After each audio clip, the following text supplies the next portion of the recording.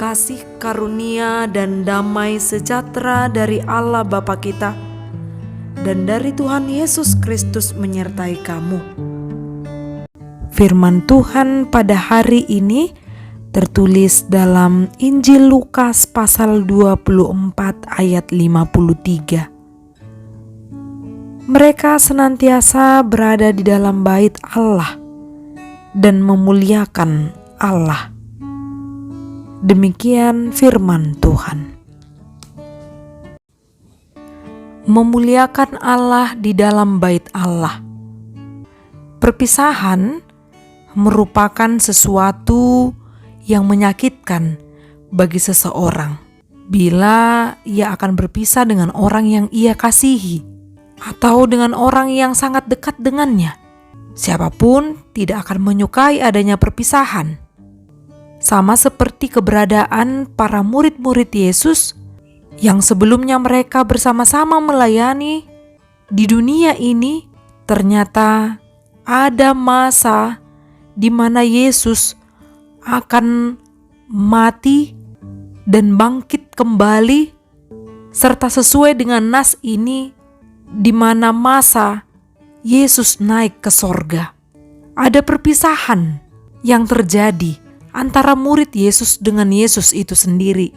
Di saat Yesus membawa mereka keluar kota sampai ke dekat Betania, Yesus memberkati mereka, dan pada saat itu pula Yesus berpisah dari mereka dan terangkat ke sorga. Namun para murid-murid Yesus tetap sujud menyembah kepadanya. Mereka tetap berada dalam sukacita dalam penantian itu.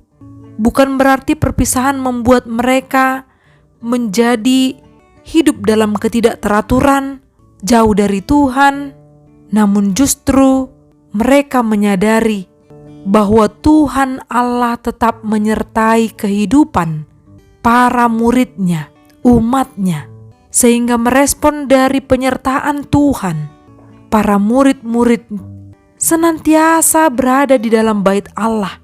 Mereka tidak menunggu dengan pasif, namun mereka menunggu dengan menggunakan waktunya melakukan hal-hal yang positif, memuliakan Tuhan di dalam bait Allah, meneguhkan diri dengan firman Tuhan, mengisi waktunya melakukan pekerjaan hanya untuk kemuliaan Tuhan.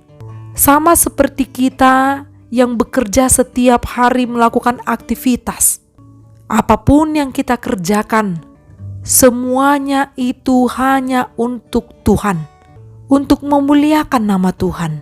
Baik ketika engkau makan dan minum, ketika engkau duduk dan berjalan, atau melakukan semua hal yang lain, baiklah yang kita lakukan berkenan di hadapan Tuhan dan bertujuan untuk memuliakan nama Tuhan. Kita melakukan pekerjaan yang berguna, sehingga apapun yang kita lakukan, sasarannya adalah untuk memuji, memuliakan nama Tuhan. Amin. Salam sehat. Semoga hidup kita diberkati melalui firman yang kita dengar. Horas.